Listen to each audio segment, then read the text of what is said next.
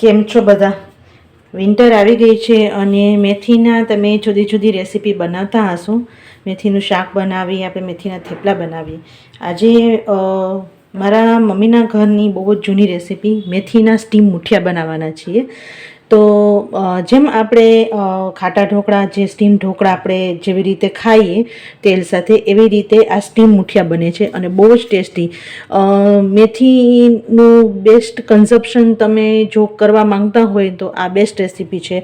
બહુ જ સરસ રેસીપી છે, ટેસ્ટી છે, પ્લસ હેલ્ધી છે. તેના માટે આપણે મેથી લીધી છે, એને સરસ ધોઈ અને પછી એને છે ને ચોપ્ડ કરી લીધી છે. અને આ એકચ્યુઅલી ક્વોન્ટિટી વધારે છે કારણ કે 5 વ્યક્તિ માટે બને છે.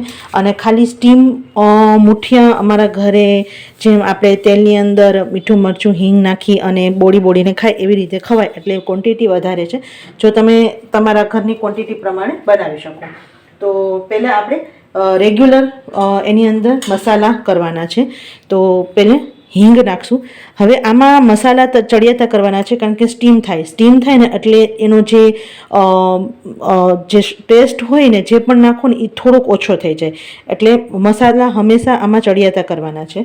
તો પહેલાં આપણે હિંગ નાખેલી છે, હળદર નાખેલી છે,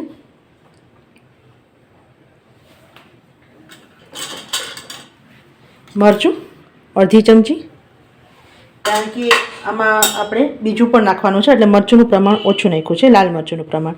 હવે આદુ, મરચાં અને લસણની સરખી એવી પેસ્ટ કરેલી છે. આપણે તીખાશ આનાથી લઈ આવવાની છે. અને જો તમે આના સિવાય તમે ગરમ મસાલો નાખવા માંગતા હોય તો નાખી શકો, પણ આ પ્યોર ટેસ્ટી ઓથેન્ટિક કોઈ પણ જાતના મરી મસાલા વગર સરસ એકદમ ટેસ્ટી બને છે.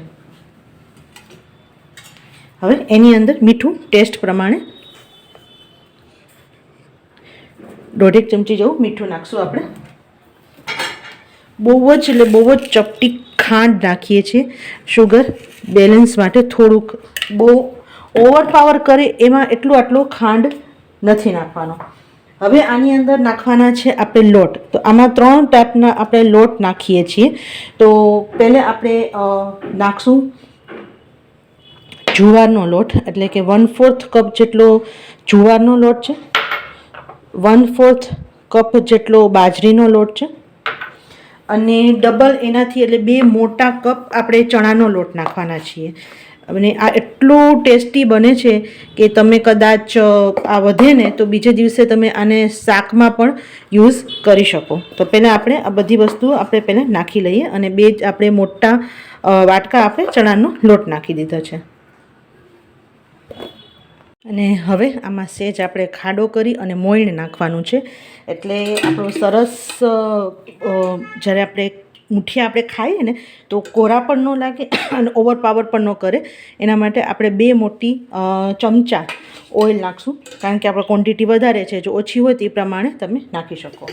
અને આ એટલા સરસ મુઠિયા લાગે છે કે તમે વાત પૂછોમાં. હવે શું કરવાનું, પહેલાં આને આપણે મસાલા અને મેથીને લોટને બધું સરસ મેળવી લેવાનું છે. કારણ કે કોઈ પણ ગ્રીન વેજીટેબલ હોય ને એની અંદર તમે બધી વસ્તુ નાખો ને, જ્યારે ચોળું મીઠું કોઈ પણ, એનું પોતાનું એક વોટર કન્ટેન્ટ હોય. એટલે આ મુઠિયા આપણે પ્રોપર શેપ આપવાનો છે. એટલે તમારે મુઠિયામાં આમાં હવે પાણી નાખવાનું છે, પણ પાણી નાખતા પહેલાં આપણે આ બધા મસાલાને સરસ ચોળવી લેવાનો. જો આપણે બધી વસ્તુ મિક્સ કરી લીધી છે, પણ હજી આપણું એકદમ ડો જેવું પ્રોપર નથી થયું. એટલે આવું થાય પછી જ પાણી નાખવાનું, અને પાણી બહુ જ થોડું નાખવાનું. જેમ તમે એક રોટલીનો લોટ બાંધતા હોય ને એવી રીતે જ તમારે લોટ બાંધવાનો છે. જો પાણી વધુ પડી જશે ને તો તમારા મુઠિયા સરસ નહીં થાય. અને આ મુઠિયા વગર ખારે, વગર કોઈ પણ વસ્તુ નાખ્યા વગર પણ એટલા સરસ સોફ્ટ થાય છે. એટલે મેં ત્યારે 3 લોટનો ઉપયોગ કર્યો છે. ને જનરલી એમાં આવી રીતે જ બનાવતા હોય છે, પણ તમે આમાંથી કોઈ પણ એક લોટ ન હોય તો તમે ખાલી ચણાના લોટથી પણ બનાવી શકો.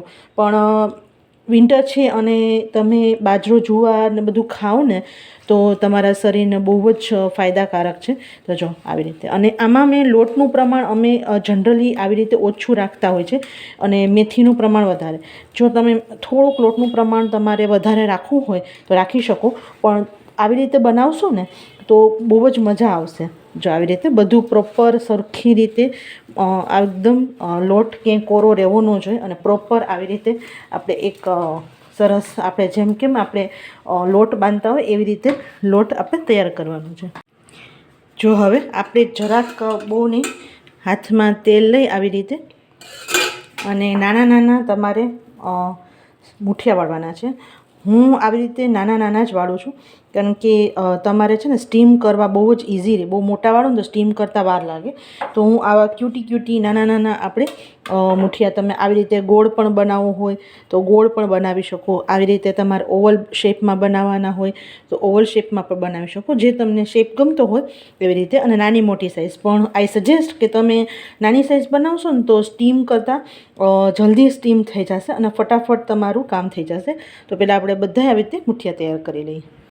જો આપણા બધા મુઠિયા વાળી લીધા છે અને હવે આપણે તમારી પાસે જો સ્ટીમર હોય તો સ્ટીમરમાં આવી રીતે આપણે જે ચાયણી આવે ને એમાં તમારે સ્ટીમ કરી લેવાના.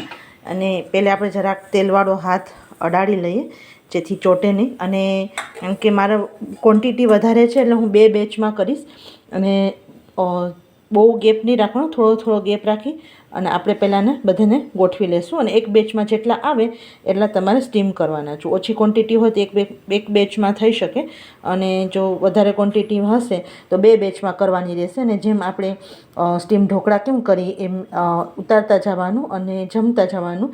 આ સ્ટીમ ઢોકળા ગરમ ગરમ વધારે સરસ લાગશે, પણ ઠંડા પણ એટલા સરસ લાગશે, પણ ગરમ ગરમ ખાવાની વધારે મજા આવશે. તો પહેલાં આવી રીતે આપણે બધા અરેન્જ કરી લઈએ. જો સ્ટીમર ન હોય ને આવી રીતે કરવાનું. તો એક પેનમાં આપણે પાણી લઈ લીધું છે, પાણી સરસ ગરમ થવા માંડ્યું છે.